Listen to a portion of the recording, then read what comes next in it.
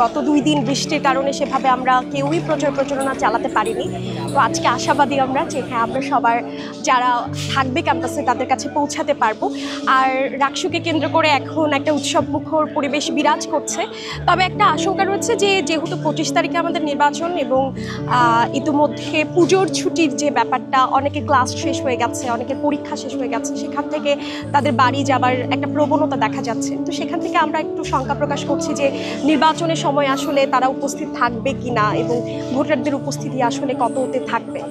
সারা বলতে আমরা সারা পাচ্ছি, তবে ঠিক কাদেরকে তারা নির্বাচিত করবে তারা তো ইস্তেহার দেখছেন এবং আমরা এটা রিকোয়েস্ট করছি ওনাদেরকে যে প্রত্যেকের ইস্তেহার করার জন্য এবং যাকে নির্বাচিত করুক না কেন 25 তারিখে অন্তত ভোট কেন্দ্রে যেয়ে ভোটটা দেওয়ার জন্য।